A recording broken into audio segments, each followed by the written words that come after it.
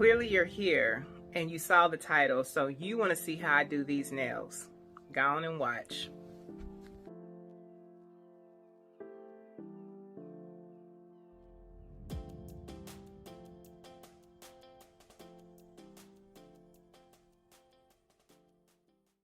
Okay guys, so it has been maybe a month and a half since I've done my nails. You know, I had to give my nail beds rest and a chance to rejuvenate.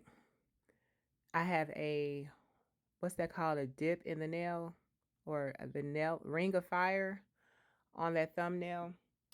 But I still have to go over it with the little etching tools, because if you want the nails to adhere properly to the nail bed, then that's just something that has to be done. So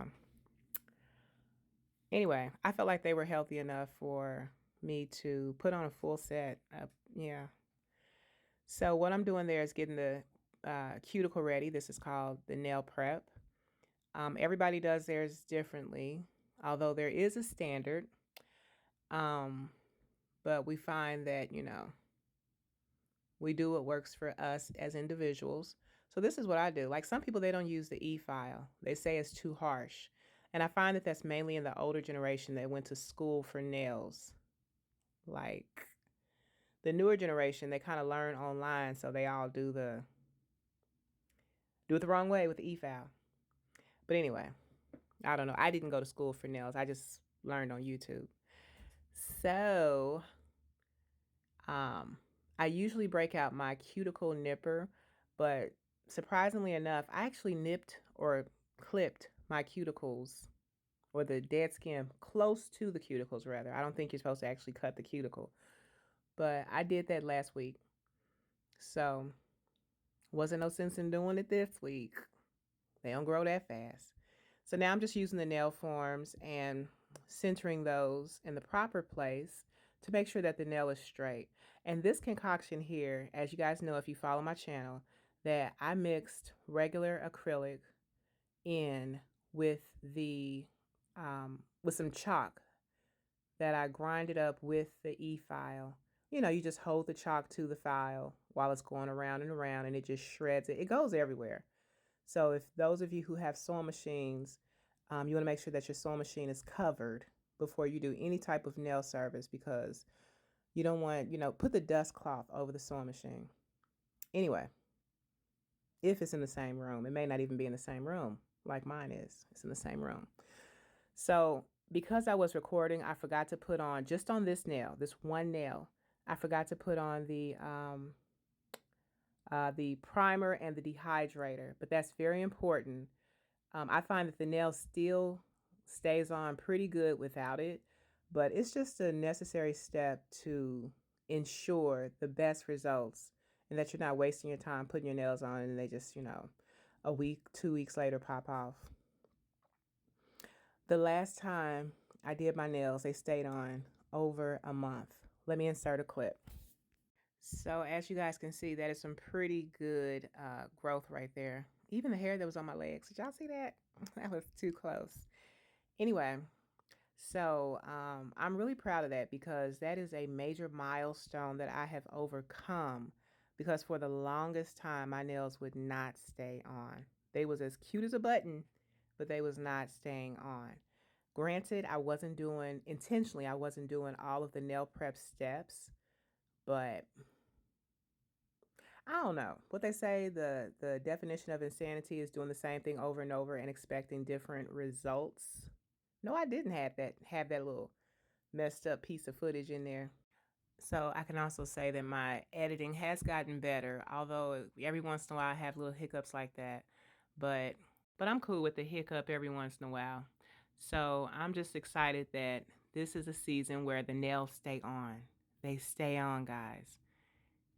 So just hang in there with it. The nail prep is super important. You want to take your time and be able to enjoy every set and get pictures and video in every set. As I always try to do a good job, but I definitely want to do a good set, because you don't want a set of nails staying on that's like ugly, that you don't get a good feeling from when you look at it. It's like, this ain't my best work. But y'all, when I say This ain't my best work.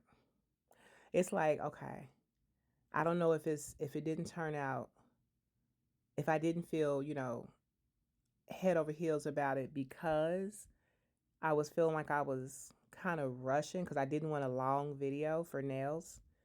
Um, but I also knew I wanted to have the content up. So if I would have been like sitting on my bed doing my nails while watching like or listening to something that, really was able to pull me in, then this could have been a banging set. It really could have. But nonetheless, you know, since I'm determined to be a content creator, I'm determined. This is what determination looks like. Videos every day. Um, I'm determined to be a content creator because I feel like I'm too creative. You know what I mean? Not to be. So anyway, moving on. I have to get familiar with doing it uncomfortable. You know, if I feel a constant pressure for time, then I need to get good at doing nails with that pressure for time. Because at the end of it, if I don't if I don't record it, and then I'm like kicking myself in the butt because it's like, okay, that could have been the video. That could have been the video. That could have been the video. So anyway, that, and I also want to record my progress. So I have videos from when I first started learning how to do nails, and let's just say it's interesting rewatching those. Some of them are on a different channel. Um, I've had I don't know how many YouTube channels, y'all, but this is the one. This is the one that I'm sticking with. Anyway, so I'm just putting the acrylic on the nail bed on the free edge first. That's what I try to do. Sometimes I start putting it in the middle of the nail bed, but for the most part, I start at the free edge and I make the tip of the nail first and I shape it and form it. I get it the thickness that I want it, and then I work backwards. If that if that's the back of the nail towards the cuticle and the free edge is the top. Anyway, so then I build the nail going the opposite direction. And so there was a time when I put more emphasis, or I wanted to make sure that I had a defined apex of the nail. That's like the pinnacle, that's like the top part of the nail, the hump, the lump of the nail. I wanted to make sure that that was there because I felt like a good nail had a good shaped apex. But now it's more so me focusing or trying to focus on the making sure that that the nail is flushed with the cuticle, that it looks like it's coming out of the cuticle. So it's, you got to put like the right amount by the cuticles. But anyway, so I'm looking at this while I'm, doing this voiceover, looking at my nails, and um I don't know. Sometimes I do the nails different lengths. Like that first pinky nail on the hand that's already done, that first pinky nail, it was like, I mean, because in the natural are real nails most of the time with natural nails. They they're different sizes. Like some might be longer and different lengths. And because for the most of my life I had long nails.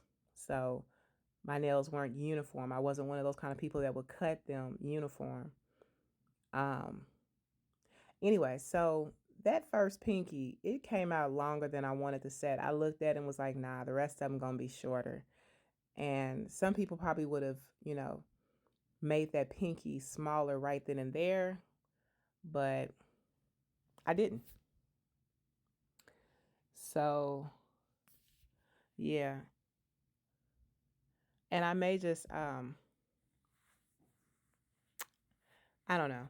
But so One thing I will say is that working with chalk acrylic, it's not going to be consistent every time because there may be, um, since you're making it and not a factory that has actual machines that measure the certain amounts of this ingredient and that ingredient and this ingredient and that. I just mixed stuff together on my own. So, um, working with the chalk acrylic, use a little bit at a time so that if it decides to be a runny drop or if it decides to be a thicker drop, then you still have a smaller amount to figure out, like control, but when you got a whole bunch of it, it's like, okay, what is this going to do? What type of consistency is this one? Then it can be a little bit overwhelming. So I just went over that thumb again because I don't need a thumbnail. Clearly, I don't need a thumbnail. No, I went over. I felt like it had I don't know. I feel like it needed it.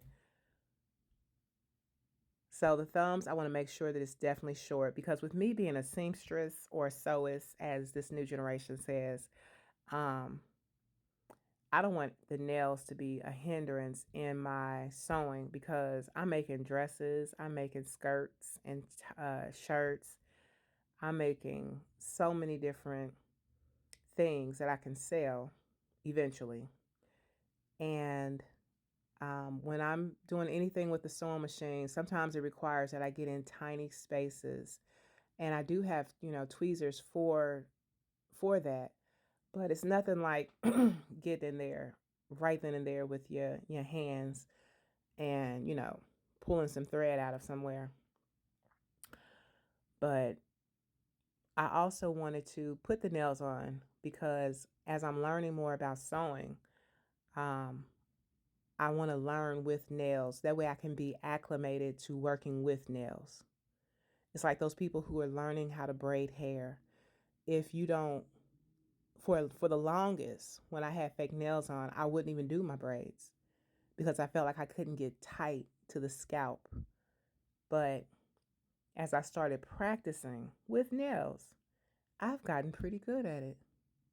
One set, one set of nails I did, I mean, one set of braids I did with nails, it was so cute. Like you couldn't tell the difference. So that's what I want to do here, but I wanted to start with smaller nails. Just thinking ahead. So now I'm just patting it in the shape.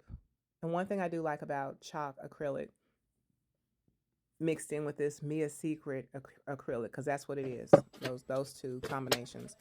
It gives me more time to maneuver the product before it dries and hardens. So now I'm doing the fouling process.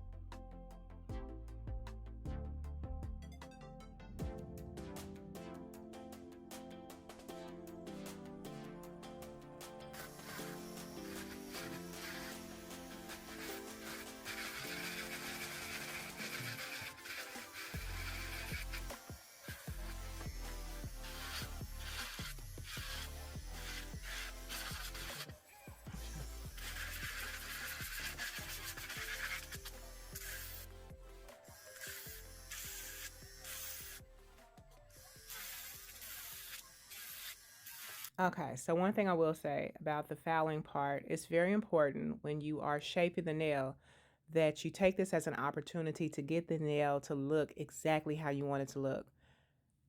Because the other parts of doing nails, like, when you put the top coat gel on there and it gives it that shine, or you put the bling on there and it gives it the bedazzlement, um, that's not going to, that's not going to enhance it all the way. Love you. All right. That's not going to enhance it all the way. It's just going to do so much. So the shape of the nail is a huge part of whether or not you like your results. So even though it's not the most glorious aspect of doing nails, it's actually very taxing and it uses a lot of strength. I sound like I'm on my anyway. It uses a lot of strength. Um and but it's worth it. It's totally worth it to get that nail. I like mine to be tapered, a tapered nail with a crisp, free edge. Because if you file it just right, you'll be able to pick up a quarter off the ground. And that's the goal. We want to be able to pick up a quarter off the ground, right? So the top coat, that gel stuff, I'm getting it all over the nails. One thing I will say is that it looks a little, if you flood the cuticles, excuse me, with the top gel coat and it just like runs all over the nail, it don't look as good. It don't. It kind of widens. It widens the nail. And then the next day when it's, all dried, it has like a crusty edges. Like it starts to, the gel starts to lift and leave a nice little, you got to peel that off. But anyway, I've seen some people, okay, they go to the nail shop and they still have the same, if not worse, results. And I'm just like, you paid how much? How much for that? Oh no, we're not doing that over here. So,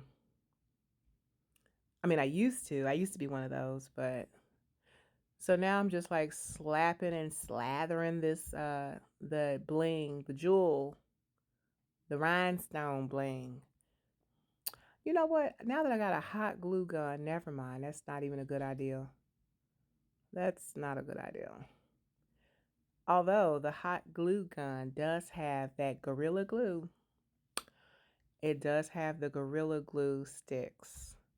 So would that mean that the rhinestones would stay on longer? Anyway,